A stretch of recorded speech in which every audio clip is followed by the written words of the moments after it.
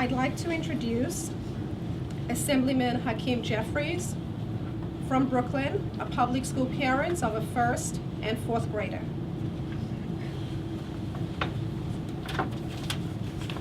Thank you, Mona, and thank you, Norman and Herb, for your leadership and for your skillful legal representation. As parents, during this holiday season, we expected to spend a significant amount of time with our children.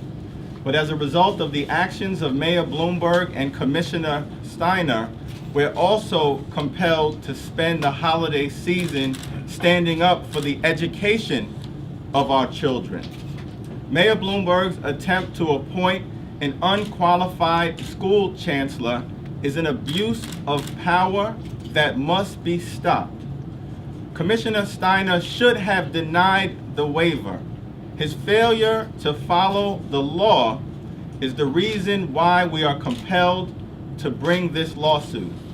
The waiver law is clear. A waiver can only be granted when the professional training and experience of the applicant is so extraordinary that it meets the substantial equivalence of the educational credentials that are missing. Kathy Black's waiver application relies upon the appointment of a shadow chancellor in order to make up for the deficiencies in her resume and create the illusion of competence. Houdini would be proud.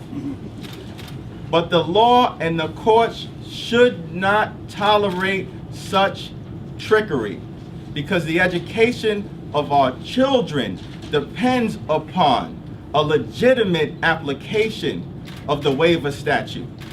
And the legislature has been clear. City Hall will tell you that as a result of mayoral control, Commissioner Steiner should simply appoint or sign off on whoever the mayor wants. But the legislature has repeatedly made clear that the waiver statute is to be applied in a meaningful way, not simply as a rubber stamp. In 2002, when mayoral control was first authorized, the waiver statute remained untouched. 7 years later, in 2009, when mayoral control was reauthorized, the waiver statute remained untouched. It was the intention of the legislature that it be applied in a meaningful way, not as a rubber stamp.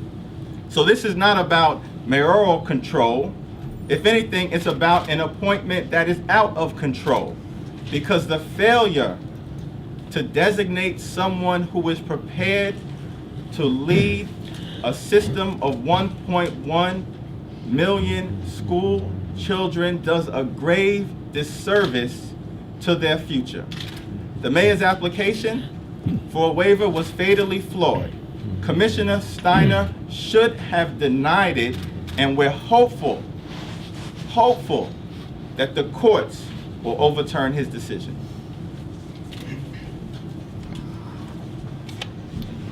Thank you, Assemblyman Jeffries.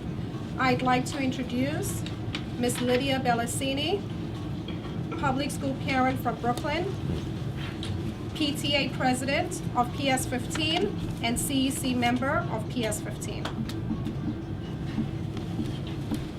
I'm here with you today to let you know that parents throughout the city are not supporting this appointment.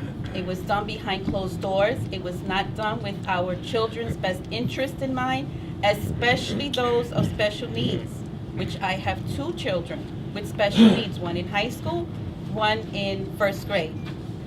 Ms. Black is not equipped in a fingernail to support these children. She asked us to be patient with her. I have no patience. I had patience with clients. I ran out of patience. I've been tested. I became an advocate because of it. And so many parents are standing up and making a decision when it comes to their children's education. We have to step up, because leaving it in somebody else's hands is not working. We have to get control of the situation. parents have to speak up against disappointment. I support any parent that does. And I want to conclude in Spanish because I want the Spanish-speaking parents to come up and step up and join me. Lo estamos suplicando todos los familias que tienen niños con necesidades especiales que abren la voz y no deje esta mujer que llega a la oficina. No puede ayudar a los niños, no tiene interés en estos niños. That's it. I'd like to now introduce Mr. John Battis, a public school parent from Brooklyn, PS15. Thanks, Mona, and thanks, everyone. I'm very happy to stand here, and I'm especially proud to stand here with my co-petitioner, Lydia Bellahcene. Lydia and I share many things together, including our children sharing a kindergarten class at PS15. And very proud to represent PS15 parents here today. You know, it was disturbing enough as a parent to be asked to accept a chancellor with no experience, no track record, a chancellor candidate who could articulate no vision for a public school system. That was disturbing enough, and it was unacceptable. But to be asked to accept someone who admits complete ignorance of the state of our public school system over the past 15 years, a woman who has shown no interest in public education, a woman who has now admitted that she would not even today send her own children into New York City's public school system is simply outrageous. That is not a leader for public education. You know, it's interesting when we think back to when the mayor made this appointment, he talked about how he needs a closer for the last few innings of the game, as though the game was about to be won. Well, it may be the last few innings for the mayor. My 6-year-old is in fact just beginning the game. And we need a Mariano Rivera, not a rookie, not a tennis player who has shown no interest in baseball, who's never been on the field.